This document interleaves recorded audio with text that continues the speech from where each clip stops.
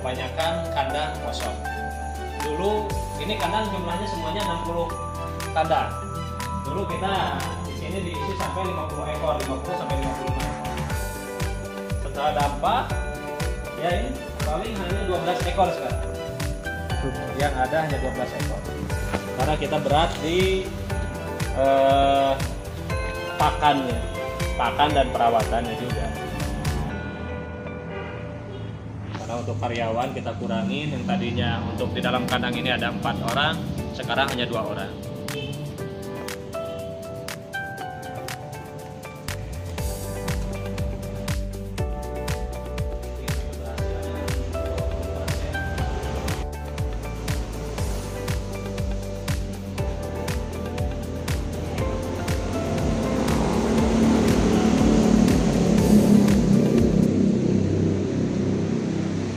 Assalamualaikum warahmatullahi wabarakatuh. Berjumpa kita di acara New Radar Garut. Kali ini kita berkunjung ke kedai Uwak. Dan pada sore hari ini telah hadir di depan kita Kang Andri. Kumaha daman Kang? Alhamdulillah. Terus yang kedua Nyanyang bagian produksi ayam. Ya. Nah, ini Kang Andri kalau berbicara untuk usaha kopi sendiri kan di Garut memang banyak ya. Terus yang kedua ini kan yang paling terasa apa sih sebelum dan sesudah ada virus COVID-19 yang paling terasa dalam usaha seperti ini? Yang paling terasa untuk usaha kopi luwak ya, di bidang saya. Sebelum ada pandemi, untuk dari mulai orderan lah, mungkin dari mulai orderan kita lumayan, alhamdulillah cukup tinggi. Terus untuk produksi kita pun alhamdulillah cukup tinggi menyesuaikan dengan orderan. Dan untuk jam operasional pun, dari kita selain produksi kita pun ada kedainya, ada kedainya sendiri. Ya lumayan lah untuk nongkrong di sini, kapasitas bisa untuk 60 sampai 80 orang. Itu kita mulai buka dari jam 8 pagi biasanya sampai jam 11 malam.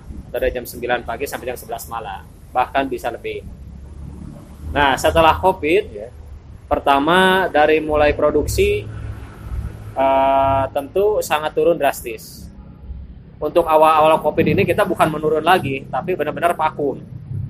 Dari mulai bulan Maret sampai bulan September, itu pada 2020, kita vakum produksi, vakum jualan. Terus kegiatannya kan ketika vakum seperti itu, apakah ada kegiatan lain atau memang? Ketika vakum itu ya kita lebih pulang-pulang mungkin. Yang tadinya kita kegiatannya untuk pagi apa, siangnya apa, malamnya kita fokus di kedai. Pada waktu itu kita benar-benar apa yang mau kita kerjakan serba salah.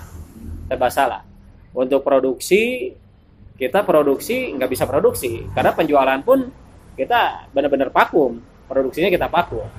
Untuk kandang kita yang tadinya jumlah hewan musangnya itu luwaknya itu ada 40 sampai 60 ekor, kita sekarang hanya di 12 ekoran lah, 10 sampai 12 ekor. Berarti cukup signifikan. Betul, itu dari mulai April itu. 1 bulan berjalan corona. Karena kita melihat kondisi ini bukan hanya untuk 2-3 bulan ke depan dampaknya, jadi kita kembalikan lagi ke alam itu sampai 30 ekor lah dulu. Kembalikan lagi ke alam. Betul, ke habitatnya. Karena untuk ada di kandang di sini perharinya itu membutuhkan rata-rata 8.000 per ekor per hari untuk biaya pakannya. Jadi kita inisiatif hewan kita kembalikan ke alam. Dengan jumlah 80% lah dari jumlah yang ada.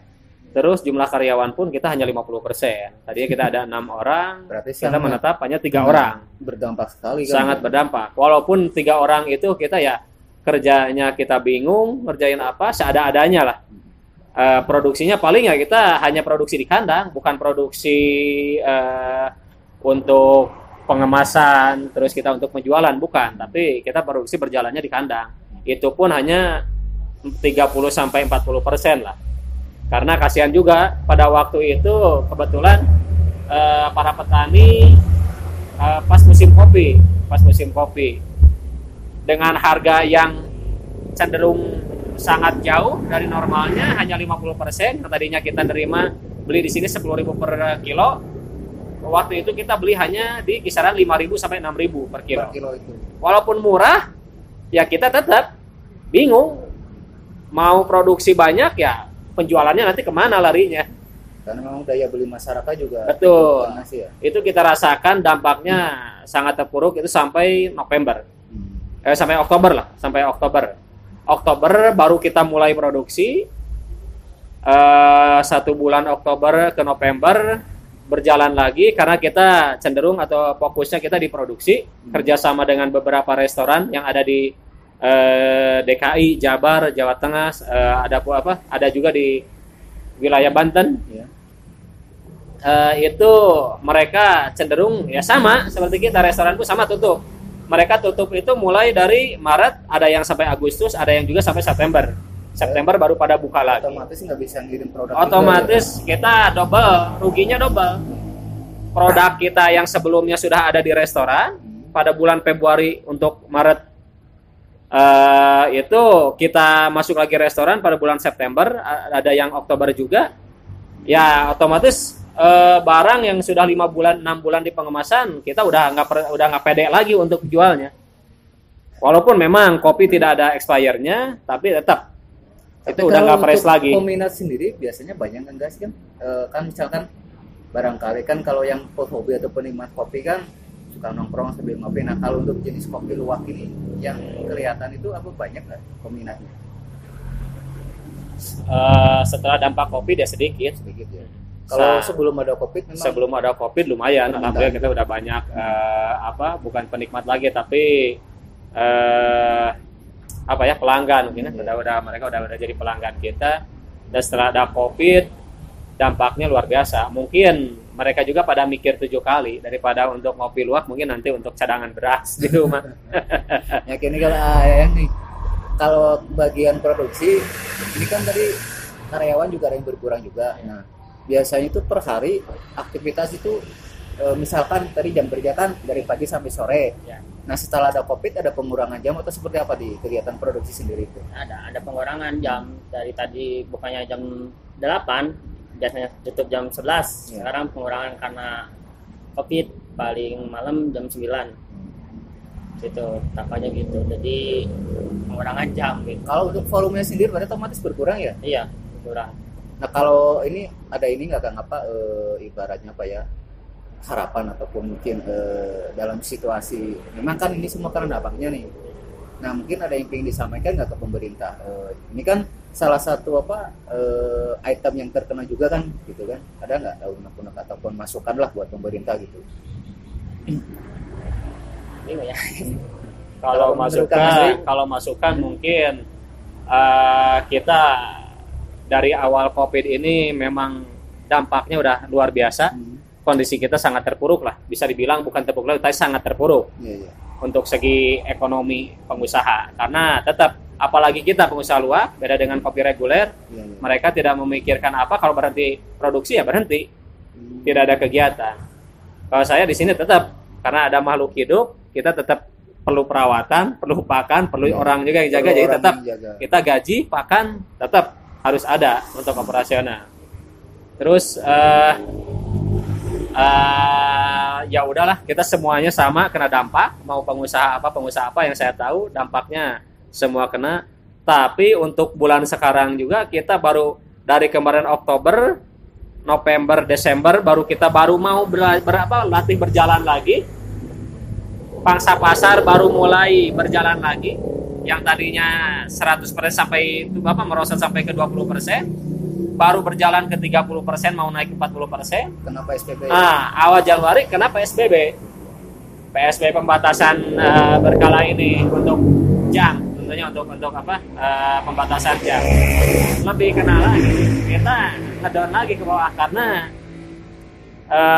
untuk pengopi lebih banyak cenderung pada keluar itu atau masuk kedai itu dari setelah maghrib ke menjelang malam sampai jam 10 jam 11 malam. Kalau sekarang kita kan jam 7 harus sudah tutup. Ya. Otomatis ya sudah seperti Karena ini memang adanya. Rata-rata pelanggan juga kebanyakan mulai ramai dari sore malam ya. Betul, Sementara sore pembeli menjelang dulu malam. harus sudah mulai berkemas untuk tutup usaha lagi ya. Nah kalau ini hewannya sendiri kan apa peliharaannya ini kan tadi kan dilepas ke apa habitatnya ke alam gitu kan. Ya. Nah itu ada apa koordinasi sama PKS dia dulu atau langsung dilepas sendiri? Oh tidak, kita langsung lepas sendiri. Hmm. Kalau untuk beli kita dari para pemburu atau dari para petani udah pada tahu menjelang musim panen kopi, para petani pasti ngirim ke sini pada jual. Nah, paling lama di kandang 1 sampai 2 tahun kita kembali lagi ke alam. Karena hewannya pun hewan luwak ini dia umurnya pendek, hanya 5 tahun. 5 tahun. 4 sampai 6 tahun aja pasti mati usianya. Bisa dijelaskan nggak apa kegiatan maksudnya suka dukanya ketika merawat musang ini mungkin kalian bisa menjelaskan bersama Pak Andri? Ya. Kalau suka dukanya merawat musang ini karena kita di dunianya, kita yang menggelutinya ya otomatis kita harus suka. Walaupun ada dukanya, tetap kita suka. Kita jalani. Untuk dukanya sendiri mungkin waktu kita membersihkan kandang atau memberi pakan, saya pun udah nggak kehitung berapa kali digigit lah. Dulu waktu awal-awal itu sangat sering digigit.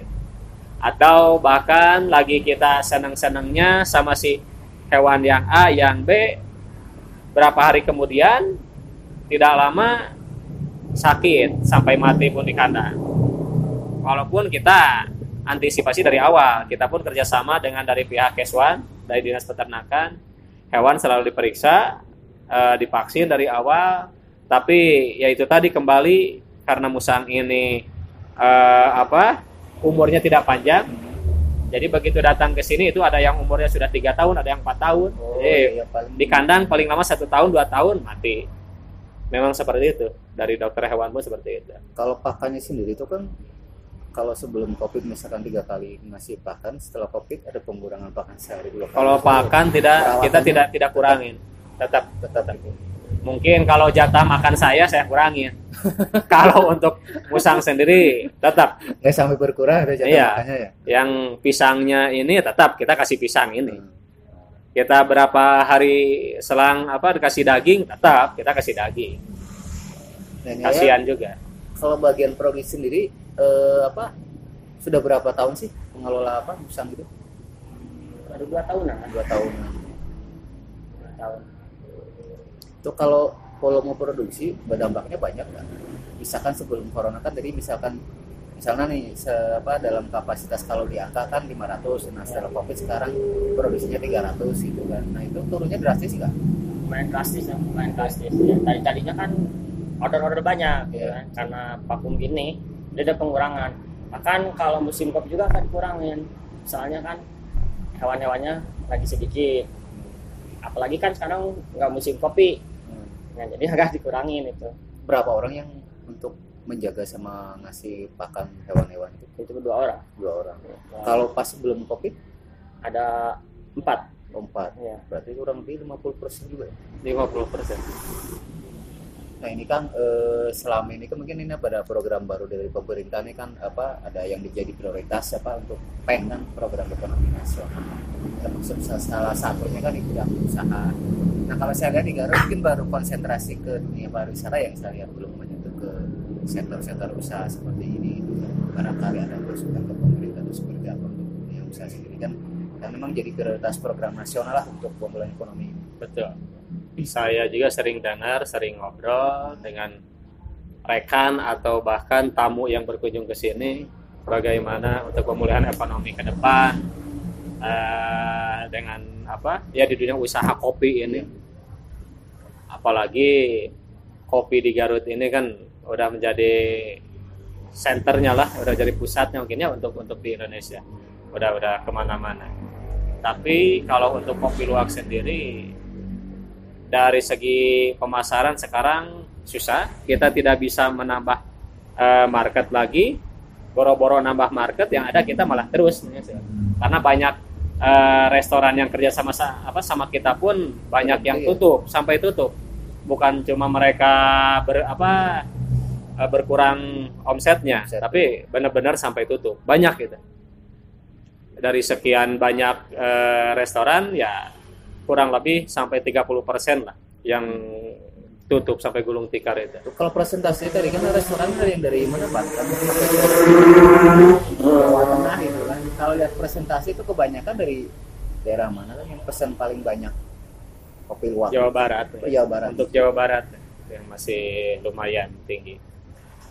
Tapi setelah dari bulan Oktober itu, Setelah Oktober. iya, setelah bulan Oktober. Untuk harapan kita ke pemerintah ya kita pun minta diperhatikan lah. Bukannya kita gimana-gimana, tapi kita juga tetap sama minta solusi ke depan. Kita harus seperti apa, solusi dari pemerintah seperti apa, kita harus melangkah kemana. Karena tetap setelah dampak COVID ini kita bisa dibilang kembali ke nol lah. Kita untuk melangkah lagi susah. Ya, kalau misalkan hotel kan ini kemarin solusinya salah satunya misalkan dipakai untuk ruang perawatan atau tempat istirahat para dokternya gitu kan, barangkali rumahnya jauh. Nah, mungkin ada usulan ke pemerintah gitu kan ketika memang ibaratnya untuk membantu untuk pemulihan di bidang kopi luwak ini ya. Ya, kalau harapan bisa membantu di bidang penjualan mungkin ya. Bagaimana caranya kalau pemerintah mungkin kan banyak solusi. Ya. Yang tadi dibilang kalau hotel mungkin sekarang kerjasama untuk tempat istirahat dokter, penginapan tambahan tenaga medis atau ruang isolasi. Ya untuk kopi sendiri, apalagi kopi luwak Garut ini kan memang di Garut cuma satu-satunya kopi luwak. Ya mungkin bisa dipakai untuk dibantu lah sama pemerintah daerah. Mungkin bisa untuk dipakai oleh apa itu tenaga medis ataupun tamu-tamu kedinasan yang ke daerah gitu. Mungkin dari situ bisa terbantu lah sedikit mengangkat ada kerjasama ya gitu betul ada kerjasama sedikit untuk penjualan lah. Nah ini kan pembatasan ini kan tadi berbicara jam kerja mungkin ya, jam kerja udah disuruh tutup gitu kan. Kalau memang sebelum COVID kan memang sampai malam terus kalau untuk ini ada liburnya nggak? Apakah tiap hari buka? Kita tiap hari buka. Oh tiap hari buka. Tiap hari buka nonstop. Nah setelah COVID juga sama tiap hari buka. Setelah COVID kita tiap hari buka. Karena kebetulan kenapa tiap hari buka? Ya itu tadi. Pertama rumah saya karena memang di sini juga kita tinggal di sini bersebelahan. Terus karyawan karena memang orang jauh tapi masih orang Garut, masyarakat Garut. Oh, bukan orang Garut itu. Bukan orang Cilawu. Ini kebanyakan kita karyawan ini dari Banjarwangi. Jadi tinggalnya di sini. Itu yang kedua. Yang ketiga, kita ada hewan yang mesti dipelihara tiap hari. Tidak berarti mungkin libur makannya dan ada yang untuk pemeliharaannya. Malam juga berarti. Betul. Memang karyawan pada tinggal di sini. Jadi kita tidak buka tiap hari. Ini kan untuk closing statement kan untuk penutup gitu kan, selain tadi mungkin berbicara dampak COVID ini, ada nggak sih yang paling pengalaman menarik selama usaha kopi ini bisa diceritakan selama masa pandemi? Selama ini kata yang menarik gitu kan selama usaha ini. Ini kan tadi kan Pak Andri bilang satu-satunya nih di Kabupaten Garut jenis kopi luwak ini. Mungkin untuk yang menarik setelah di masa pandemi ini,